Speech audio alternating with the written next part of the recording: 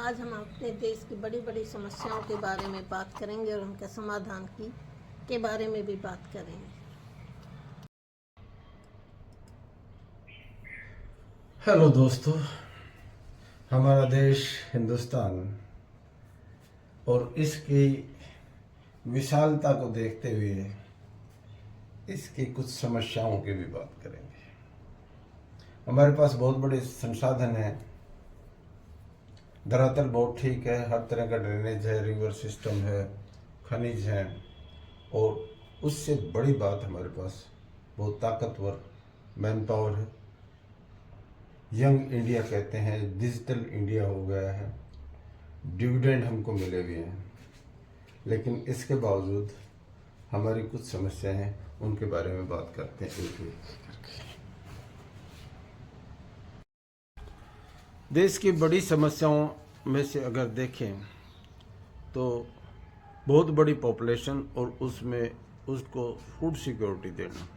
हमारे किसानों ने बहुत बड़ा काम किया है कि ग्रीन रेवोल्यूशन के बाद हम फूड सरप्लस देश हैं, लेकिन आज भी हमारी खेती बहुत सारी समस्याओं से ग्रस्त है। और जब तक हम इसको कमर्शियल एग्रीकल्चर नहीं करते और वो प्रोडक्ट हम मार्केट में नहीं लाते जिनको एक्सपोर्ट किया जा सकता है, तो किसान की आमदनी बढ़ाना बड़ा मुश्किल है। किसान की समस्याओं को एड्रेस करने के लिए एक ज़रूरी है, इरिगेशन फैसिलिटीज़ बहुत तेज़ी से बढ़ा देनी चाहिए और उसके लिए लिंकिंग ऑफ रिवर्स बहुत ही ज़रूरी है। सो पहली चीज़ है लिंकिंग ऑफ रिवर्स, जिससे हमारी खेती है वो एक प्रॉफिटियरिंग बिजनेस में बदल सके। और एक बड़ी चीज़ है कि हमको बहुत बड़े स्टोर्स, कोल्ड स्टोर्स पैदा करने पड़ेंगे, क्योंकि जो पेरिशेबल गुड्स हैं उनको प्रिजर्व करना बहुत ही ज़रूरी है। देश की दूसरी बड़ी समस्या है जॉबलेस ग्रोथ दिखाई दे रही है। हम 3 ट्रिलियन इकोनॉमी की तरफ बढ़ रहे हैं, लेकिन बेरोजगारी बहुत स्पीड से बढ़ती जा रही है। और इसमें भी दो तरह की गरीबी, एक ग्रामीण और एक शहरी, अर्बन एंड रूरल। और ये सबसे बड़ी एक दिक्कत ये है कि स्किल्ड और अनस्किल्ड दोनों का अलग है।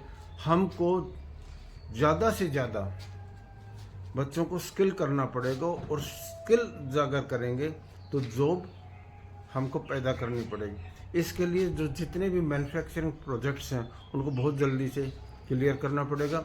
हमको स्पेशल इकोनॉमिक जोन्स बनाने पड़ेंगे, फाइनेंशियल डिस्ट्रिक्ट बनाने पड़ेंगे, इंडस्ट्रियल पार्क बनाने पड़ेंगे, इंडस्ट्रियल मॉडल टाउनशिप और इंडस्ट्रियल एस्टेट्स बनाने की ज़रूरत है, जहाँ इंफ्रास्ट्रक्चर हो, जहाँ पावर सप्लाई कंटिन्यूस हो, अनइंटरप्टेड हो, और कल्चर पैदा करना पड़ेगा।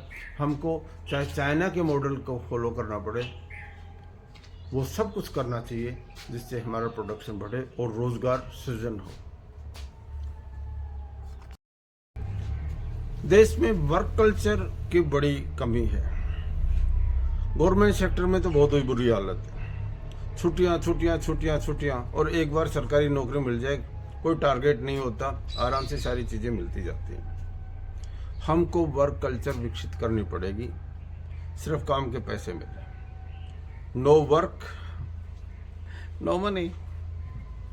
और इसके लिए ज़रूरी है मॉनिटरिंग की, ज़रूरी है कौशल को बढ़ाने की, बार बार रिफ्रेश करने की भी ज़रूरत है, और टारगेट्स देना भी ज़रूरी है।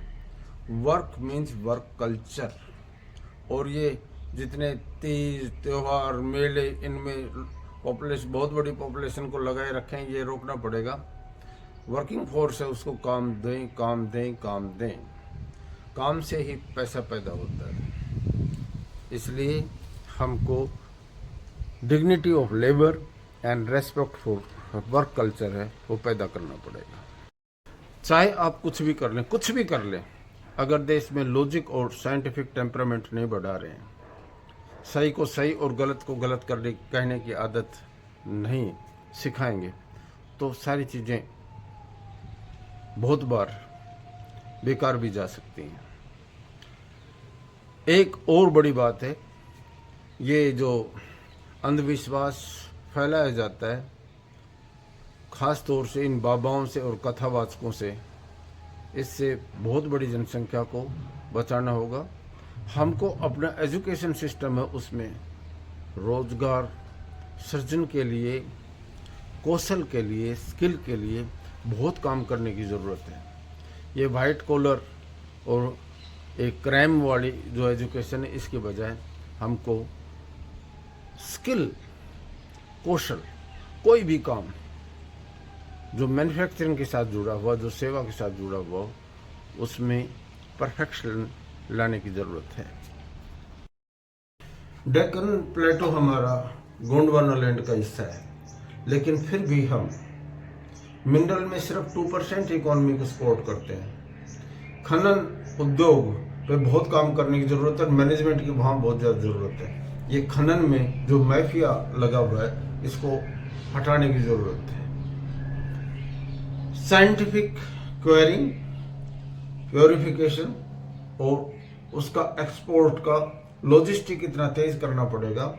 माइनिंग हमारी इकोनॉमी को लगभग 20 to 40% तक एक्सपोर्ट कर सकती है, क्योंकि हिंदुस्तान में बहुत सारे खनिज हैं, वो अभी अनएक्सप्लॉइटेड हैं। हमको अपनी बड़ी जनसंख्या को फिजिकली स्ट्रांग और मेंटली अलर्ट करना पड़ेगा, और उसके लिए हमको बहुत अच्छे स्टेडियम, बहुत अच्छे एजुकेशनल इंस्टीट्यूशंस की ज़रूरत पड़ेगी, और वहाँ पर इन्वेस्टमेंट की भी ज़रूरत है, और उसके अलावा मॉनिटरिंग की भी है। ये जो मास परचेज होकर सारी की सारी रिसोर्सेज को लूट लिया जाता है, इस कल्चर को बिल्कुल रोकना पड़ेगा। नेशनल न्यू एजुकेशन पॉलिसी ने ऐसा कुछ नया नहीं किया है जो देश में रोजगार सृजन करे, स्किल को बढ़ाए या तरक्की में अपना कुछ भागीदारी बढ़ाए। हमको और कुछ, बहुत कुछ डीप रिसर्च करने की ज़रूरत है।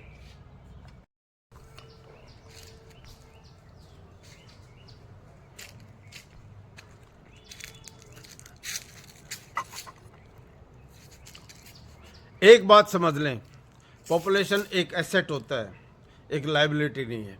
स्किल करें पॉपुलेशन को। हमको डेमोग्राफिक डिविडेंड मिला है, यंग इंडिया है, जिसकी पॉपुलेशन एवरेज लगभग 30 के आसपास आ रही है। ये बेनिफिट हमेशा नहीं रहेगा, इसको एक्सप्लॉइट करना बहुत ही ज़रूरी है। देश की प्लानिंग और लैंड यूज़ मैपिंग दोनों बहुत ज़रूरी हैं इस समय, इनके ऊपर काम करने के।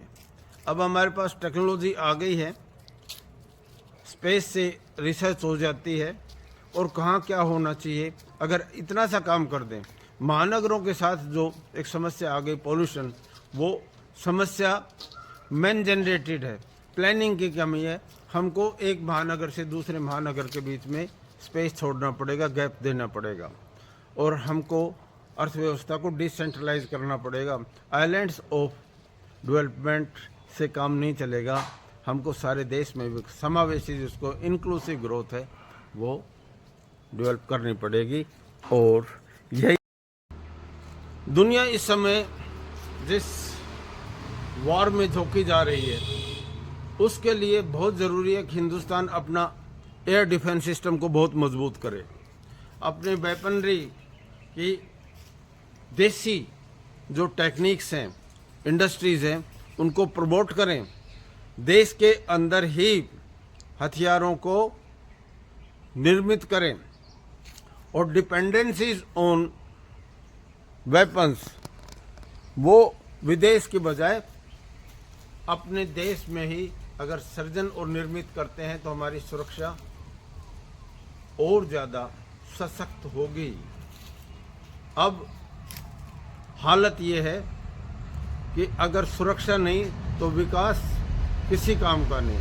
इसलिए हमको विशेष तौर से मिसाइल टेक्निक और एयर डिफेंस सिस्टम को मजबूत करना पड़ेगा।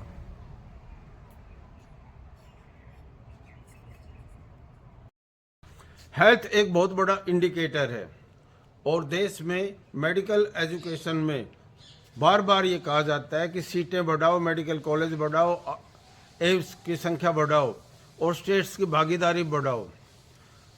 डिस्ट्रिक्ट हेडक्वार्टर के ऊपर सर्जन, कार्डियोलॉजी के डॉक्टर्स, न्यूरो सर्जन, सबकी बहुत ज़्यादा ज़रूरत है।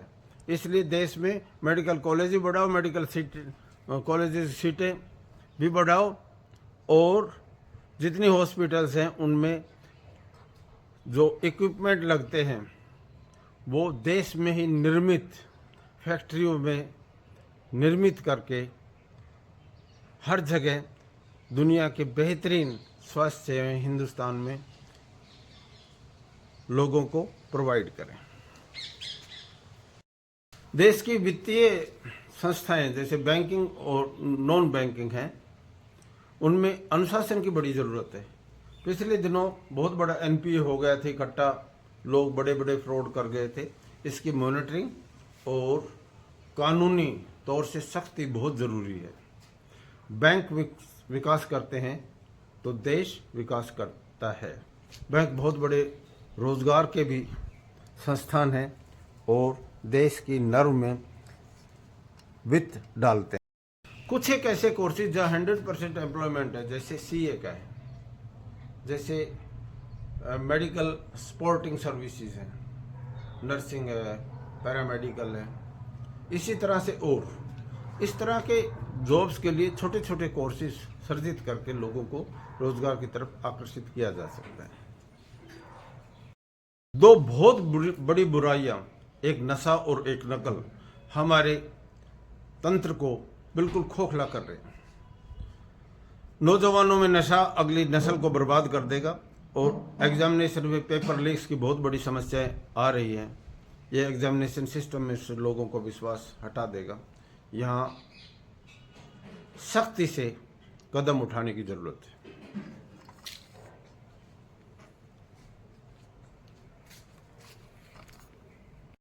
पिछले दिनों इंस्टीट्यूशंस के क्रेडिबिलिटी के ऊपर बहुत धक्का पहुंचा है, चाहे वो इलेक्शन कमीशन हो, चाहे जुडिशरी हो, चाहे ब्यूरोक्रेसी हो, चाहे इनबिल्ट दूसरी संस्थाएं हैं।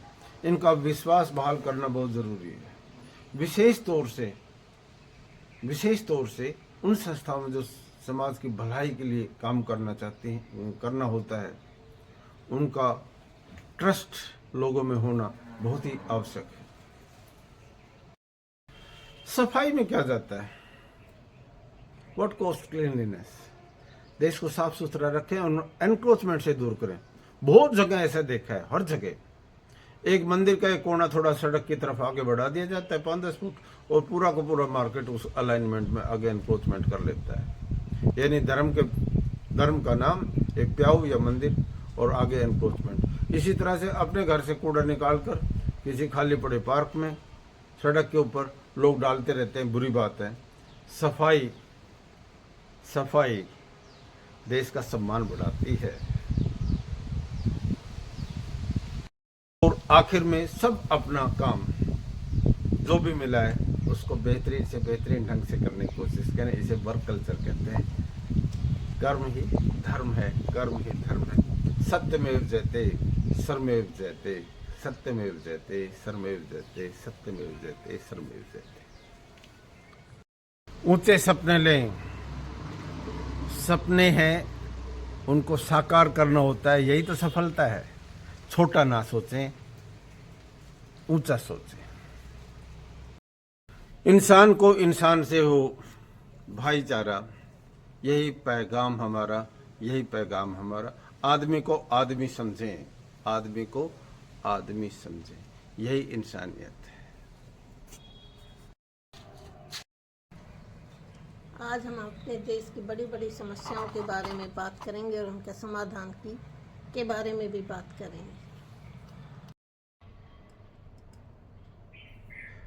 हेलो दोस्तों, हमारा देश हिंदुस्तान और इसकी विशालता को देखते हुए इसकी कुछ समस्याओं की भी बात करेंगे। हमारे पास बहुत बड़े संसाधन हैं, धरातल बहुत ठीक है, हर तरह का ड्रेनेज है, रिवर सिस्टम है, खनिज हैं, और उससे बड़ी बात हमारे पास बहुत ताकतवर मैन पावर है। यंग इंडिया कहते हैं, डिजिटल इंडिया हो गया है। डिविडेंड हमको मिले भी हैं, लेकिन इसके बावजूद हमारी कुछ समस्याएं हैं, उनके बारे में बात करते हैं एक एक करके।